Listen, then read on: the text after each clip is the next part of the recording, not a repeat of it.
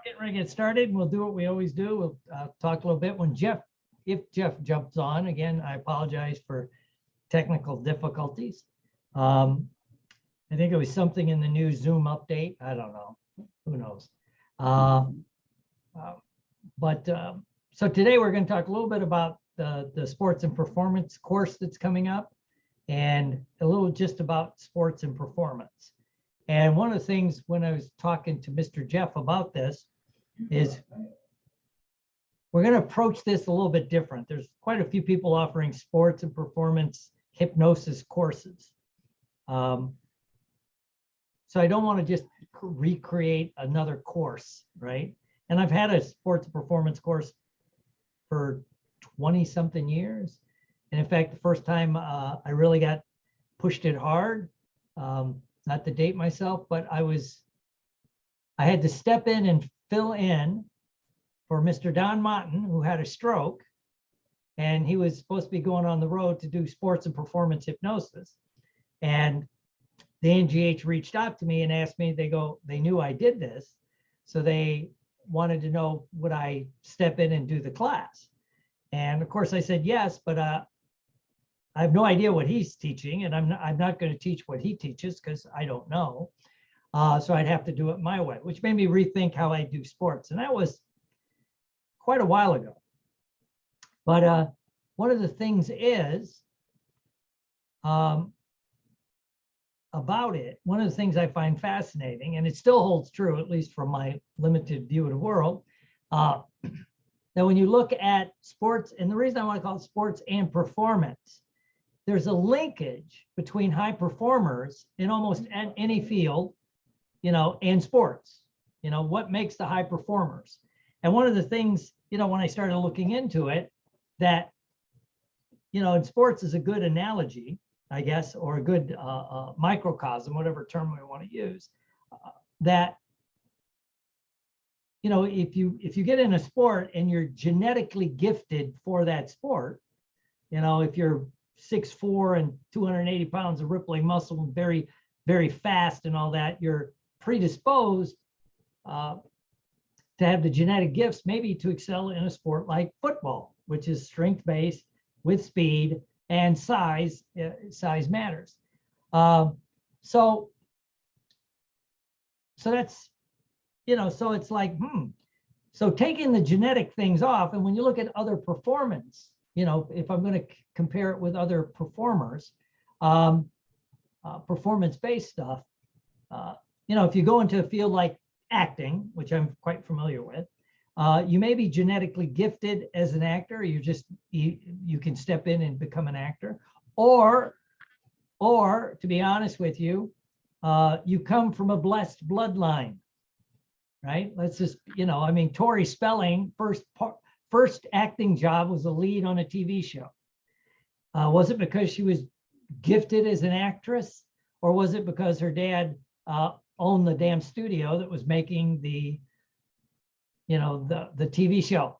So, but when you take those things off, if you spin off the people that are either connected or just genetically gifted, and you look at the people that rise to the top, there's some similarities in how they think about what they're doing. Maybe not how they do it, because you'll have variances on training styles and things like that. But what I've noticed in my, and I love the term, unofficial research, is they approach it with a different mindset. They're gonna, and it seems to also hold true for business. So because somebody they really do business coaching at the C-suite level, right?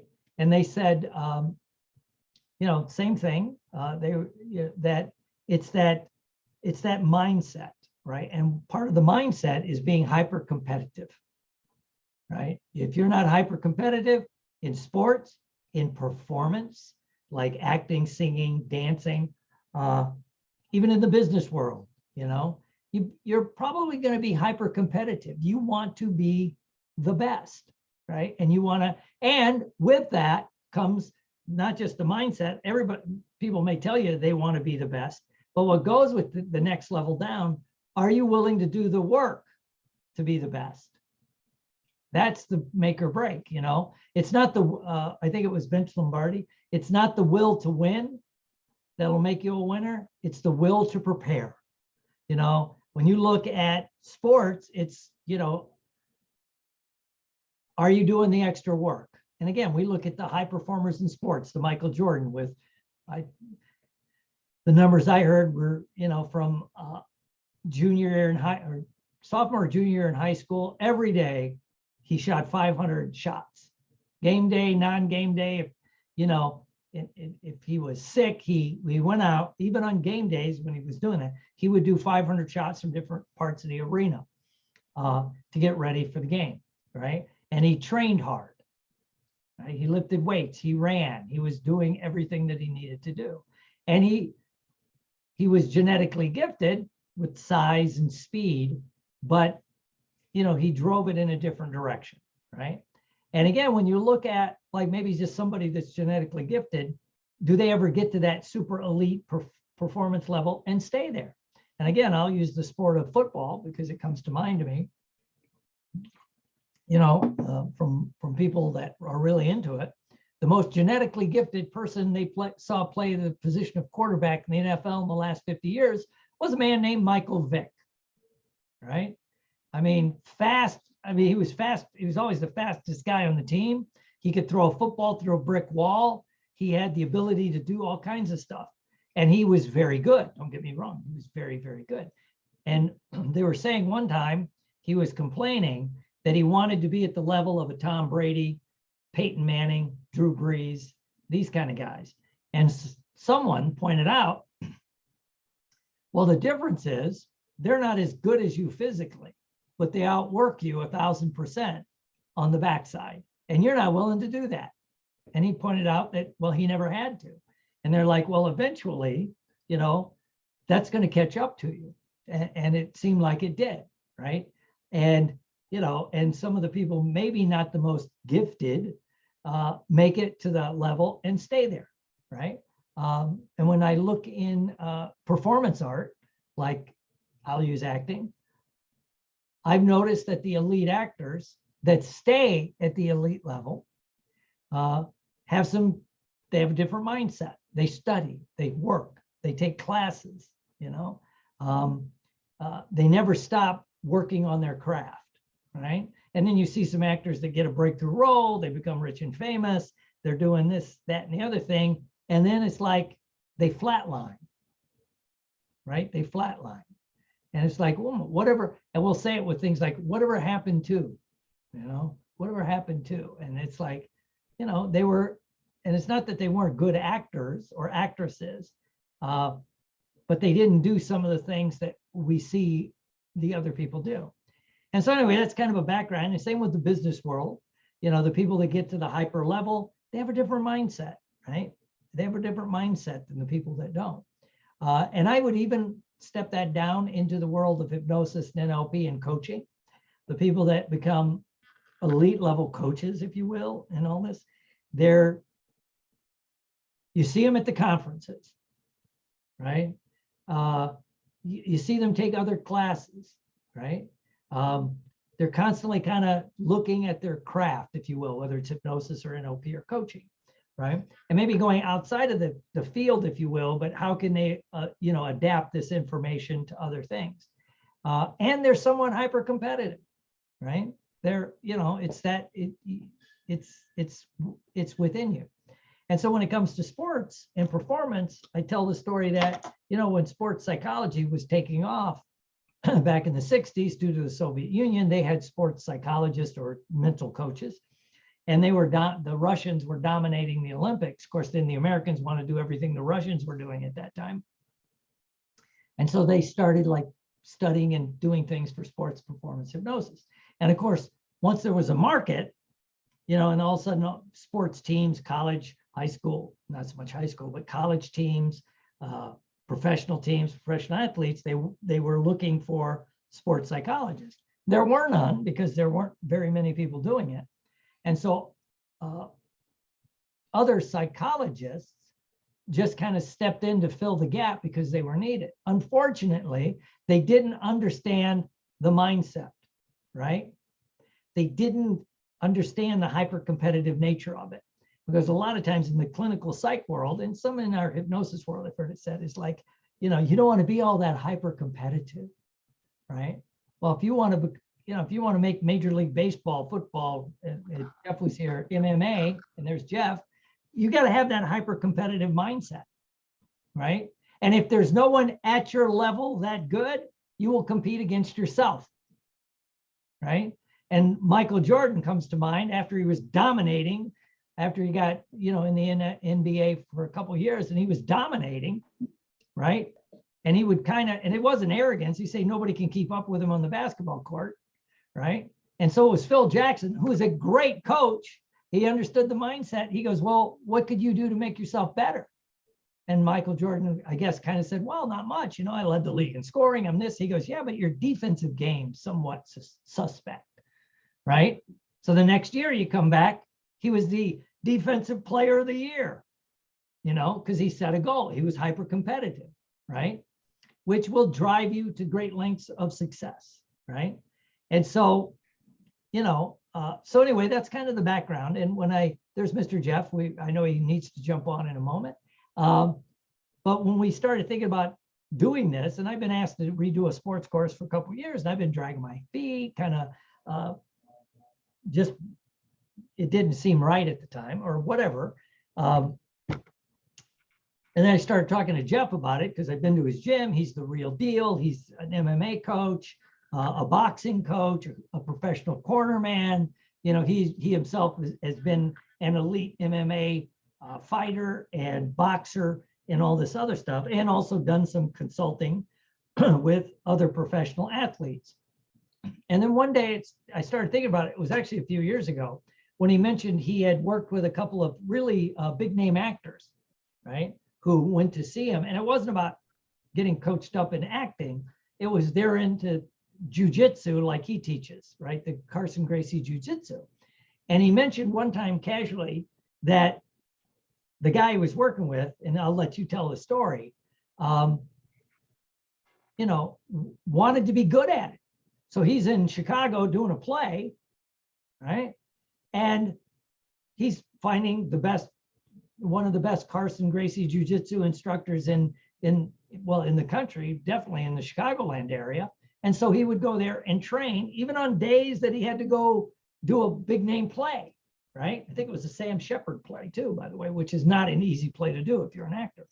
And so it was kind of, so it was the same mindset. And Jeff mentioned casually, I won't steal his story, that it was the same thing about, wow, he's as competitive in this, that maybe why he became an elite actor, right? And so what I wanted to do when I started thinking about this, and Jeff and I talked, is to create a course that, sports and performance coaching or sports coach, whatever we're going to call it, eventually Insight Advantage. A lot of it's about mindset, helping people with the mindset, because you can coach someone like Jeff can coach an MMA guy, but he's also an MMA fighter. He understands the nuances, but at the same time, he could coach a basketball player.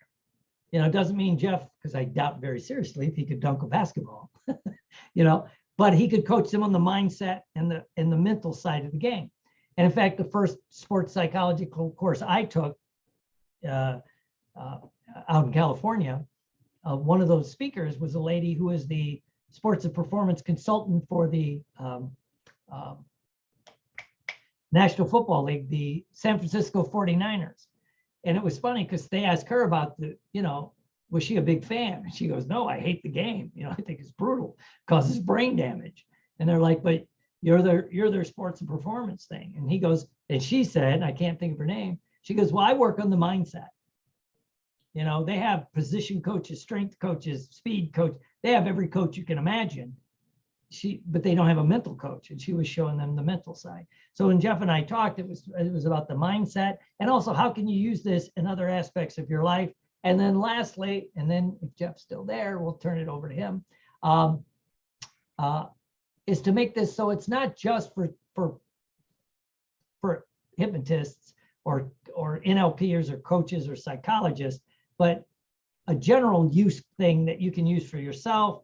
If you're an athlete, if you're coaching other people, you got kids in soccer or football or MMA or karate, what are some of the things we can do? Because we have the inside advantage. So let me bring Mr. Jeff on. Replace pen. There's Mr. Jeff. All right. Hello, everybody. Hey, Jeff. I actually have a class going on right now, but I live 2 minutes and 45 seconds from the gym. So I had an assistant coach over. I said, I'm just going to step out for a minute. Came by here and had some technical difficulties, but I'm on and it's great. And I'm happy to be here. One of the things that's great about what I do is I'm not a professional speaker. I'm a professional coach. I haven't had a real job since 1993. When I opened the gym in 94, I never looked back. This is all I do. I had a little experience from Tony Robbins' personal power tapes, NLP tapes, hypnosis books, and things on sports psychology. And that got me started right away. And then I got Dr. Horton's course in 2000 on sports hypnosis. And then one thing just snowballed into another. And then after doing, not everyone does this, or actually I don't know anyone who else does that, actually the magic words, the way Dr. Horton does. Magic words and waking hypnosis is what I do the most, because I don't have time when I have a 1 minute between a round and a guy's getting beaten pretty bad, is mentally just getting beat down mentally as well as physically. What we're saying in this, what do you say to a fighter when he's just lost a big fight? What do you say in the back room to get a guy ready? If anybody saw the last fight I did like 2 fights ago, I was coaching. We're doing circle of excellence or circle of power, whichever way you want to call it. But getting up when you feel powerful. We did this at the gym days earlier, but when you feel powerful, more the step at a time when you were totally confident.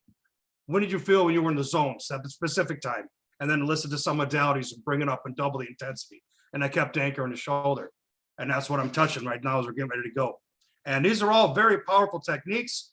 A lot of the stuff you've done before, but the thing is, I bring a little more insight to it of real world constantly doing this. What do you do when a grown man's crying after a loss?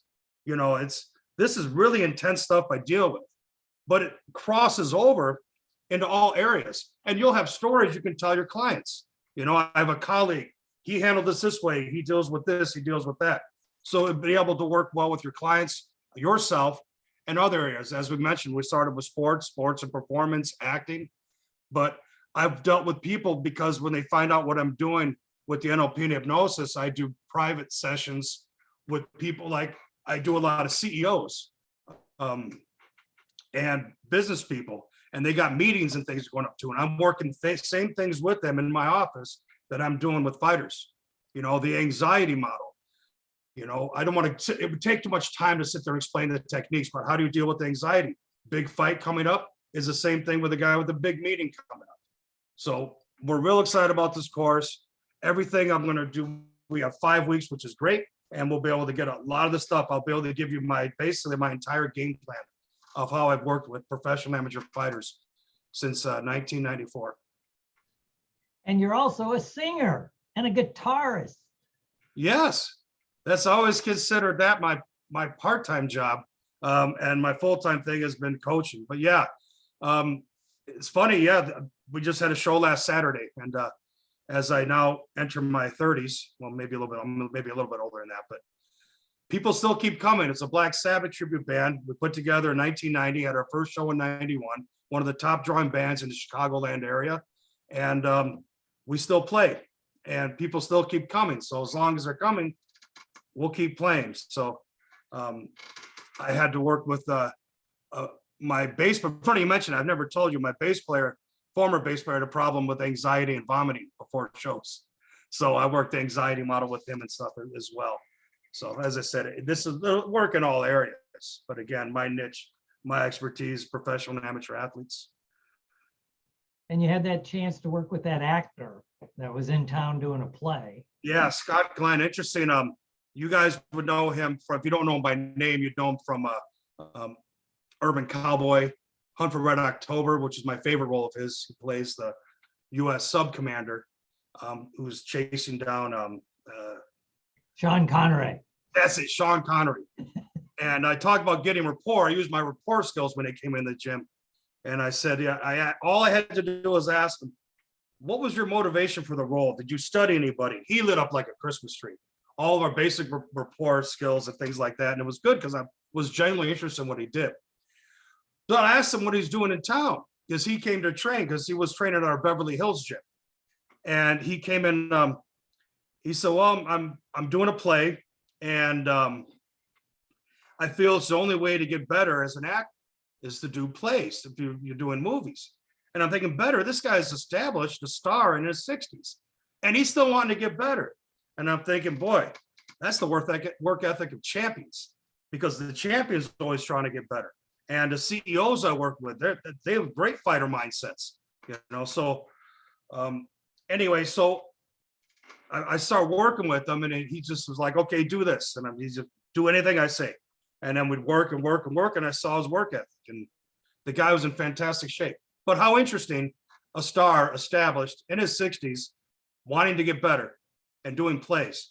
Because what he makes in the movies, I would imagine, is a heck of a lot more than doing the plays. What do the one guys say about the theater actors in Broadway? Do you guys like, what do you like better, film? Or what do you like better, theater or making money? So I thought that was pretty funny, knowing about the money they make. But Yeah. Well, I'm real excited about the course. This is going to be a lot of fun and bring a lot of insight and stories that you guys can use for clients, for yourselves, and anybody else for marketing or whatever. And we're really going to harp on what he said, which is the inside advantage, how to develop the fighter's mind, a winning fighter's mindset for sports and business, even in your personal life, you know. And again, Jeff and I talked about, like when we see people want to get in shape, who really gets in shape, especially guys in their 40s or 50 or women, right? When you don't have the genetically gifted, skip a few meals, hit the gym twice and the weight falls off. Now you got to do some work. You know, it's the people that do the work that have that mindset. I'm going to get to that goal, whatever that goal is. And so I like the idea of developing the fighter's mindset, you know, and how to handle, and he said it beautifully. And this is one thing I've seen from high performers in my personal life is how do you handle the setbacks? Because you will have setbacks, you know? So, yeah. Last thing I'll say, and I have to get back to the gym.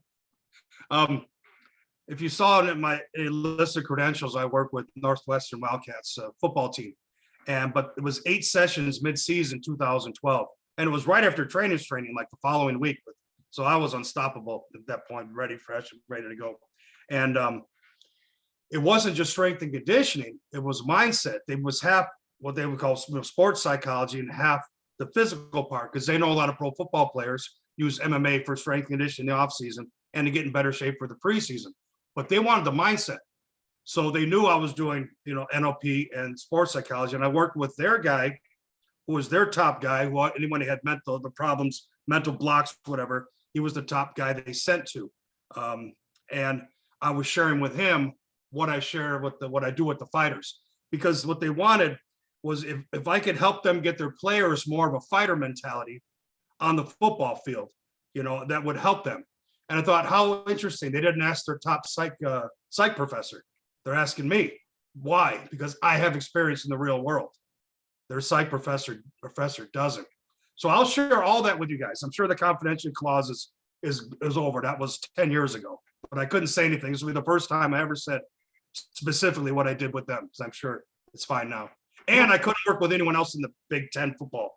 So it was a pretty fun experience. And I've worked with pro football players too as well. And we'll get all in that when we get more time. And I know he's got to go, but he could also, then when we're talking, he'll talk. I was at his gym and he watched me get choked out because I wouldn't tap. That's the thing. Some of these chokes are painless, so you don't know if they're really on. You're thinking, oh, it should hurt. No, if it's certain ones, like when you cut off the arteries here, it's painless.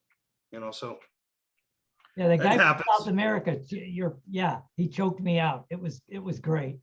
Pablo, yep. That's a different mindset, right? I was saying it was great. Exactly. All right, Jeff. We can teach that as part of the course too. I can show everybody how to put people unconscious. Well, God knows if you're a trainer, there's several students you want to just knock out. You know? All right, Jeff, we'll let you go. Thank you for jumping on. All right, great seeing everybody. I'm getting back to my gym. Cool. Thank you, Mr. Jeff. So that's some of the stuff we'll be going over if you're interested. It'll be a lot of fun. So we'll put the link, well, you don't have it, but if I'm recording this to put up later, the link will be below. So if you have any questions, reach out, direct message me or email me, and we'll have some fun with it. And I'll see you as we explore the road to happy destiny.